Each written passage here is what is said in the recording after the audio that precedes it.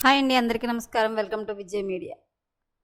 వేసవి సెలవులు పొడిగింపు లేటెస్ట్ అప్డేట్ రావడం జరిగింది. సో దానికి సంబంధించిన పూర్తి వివరం చెప్పడం కోసం నేను ఈ వీడియో చేస్తున్నాను. వీడియోని స్కిప్ చేయకుండా పూర్తిగా చూడండి. అప్పుడే నేను చెప్పే సమాచారం మీకు బాగా అర్థమవుతుంది. అలాగే వీడియో నచ్చితే కనుక వీడియో కలెక్చి మా ఛానల్ సపోర్ట్ చేయండి. కొత్తగా ఎవరైనా మా ఛానల్ చూస్తున్నట్లయితే కనుక తప్పకుండా సబ్స్క్రైబ్ చేసుకోండి. అప్పుడే నేను పెట్టే మరిన్ని అప్డేట్స్ అన్ని నోటిఫికేషన్కి అయితే వస్తాయి. అలాగే వీడియోని లైక్ చేయడం వల్ల వీడియో కొంతమందికి రీచ్ అయ్యి ఇన్ఫర్మేషన్ మరికొంతమందికి అయితే రీచ్ అవుతుంది. సో లేట్ చేయకుండా వివరాలు ఏంటో చూద్దాం. రాష్ట్రంలో ఎండలు తీవ్రంగా కొనసాగుతున్న నేపథ్యంలో స్కూళ్లకు వేసవి సెలవులు పొడిగించే అవకాశంపై చర్చ జరుగుతుంది. జూన్ 12న బడులు ప్రారంభం కానుండగా జూన్ 15 లేదా 17 వరకు వాయిదా వేయాలని బీజేపీ ఎమ్మెల్యే విష్ణుకుమార్ రాజు ప్రభుత్వాన్ని కోరారు.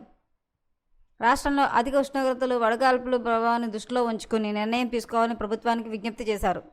వేసవి సెలవులు ముగింపుకు చేరుకోనున్నాయి. అయినా పలు రాష్ట్రాల్లో వేడి తీవ్రత నిప్పుల కొలిమిలా ఉంది. ఇప్పటికే తెలంగాణతో సహా పలు రాష్ట్రాలకు స్కూళ్లు వేసవి సెలవులను పొడిగిస్తూ ప్రకటనలు జారీ చేశారు. ఈ క్రమంలో ఆంధ్రప్రదేశ్లోనూ స్కూళ్లకు వేసవి సెలవులు పొడిగించే అవకాశం ఉంది. సెలవులను మరికొన్ని రోజులు పొడిగించాలని విద్యార్థులు, తల్లిదండ్రులు సైతం విజ్ఞప్తి చేస్తున్నారు. రాష్ట్రంలో ఎండల తీవ్రత ఉధృతంగా ఉందని గుర్తు చేస్తూ బీజేపీ శాసనసభ్యులు విష్ణుకుమార్ రాజు కూటమి ప్రభుత్వానికి విన్నవించారు. ప్రస్తుతం రాష్ట్రంలో నెలకొన్న ఎండల తీవ్ర దృష్ట్యా జూన్ 12న బడులు ప్రారంభం కానుండగా వాయిదా వేయాలని ఆయన ప్రభుత్వాన్ని కోరారు. ఈ మేరకు వేసవి సెలవుల పొడిగింపుపై ఆయన విద్యాశాఖకు లేఖ రాశారు. తొలుత ఇచ్చిన షెడ్యూల్ ప్రకారం జూన్ 12వ తేదీన రాష్ట్ర వ్యాప్తంగా ప్రభుత్వం, ప్రైవేట్ స్కూళ్లు తెరుచుకోవాలి.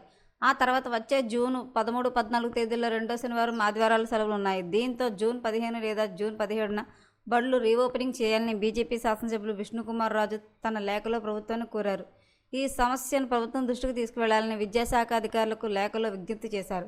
దీంతోపాటు రాష్ట్రంలో స్కూళ్లు తెరుచుకోవడానికి ముందే తాగునీళ్లు, మరుగుదొడ్లు, తరగతుల్లో ఫ్యాన్లు, లైట్లు వంటి సదుపాయాలను సక్రమంగా ఉన్నాయో లేదో అధికారులు తనిఖీ చేయాలని సూచించారు.